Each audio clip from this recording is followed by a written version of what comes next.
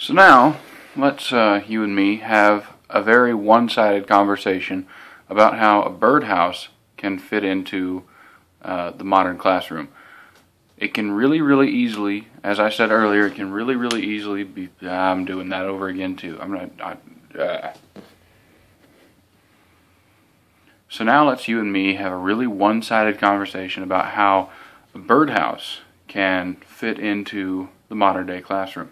Like I was saying earlier, it very easily lends itself to many different kinds of lessons.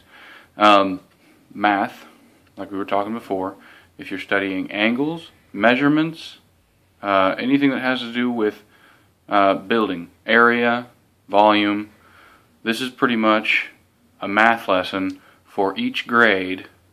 Grades kindergarten through 5th grade, this is pretty much an entire math lesson in and of itself. Reading.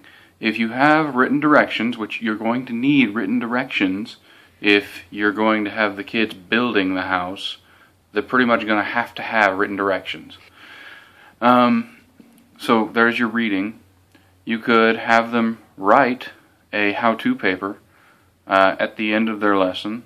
That could actually fill up one of the portfolio slots. The how-to paper is a portfolio slot, I believe, for 2nd and 3rd grade. So there you go. That's a portfolio slot. Certain types of science. There's easily biology in here. If you're going to do a life sciences course on birds, then it's a birdhouse. And lastly, kids absolutely love building things that they can then keep, and they can hang it up in their backyard, in their window, in the kitchen. It doesn't really matter where they hang it up, as long as they know that they built this thing and it is their thing. They did all the awesome work that you see before you. Well, not this one. I did all the awesome work that you see before you here. It is beautiful, don't you think?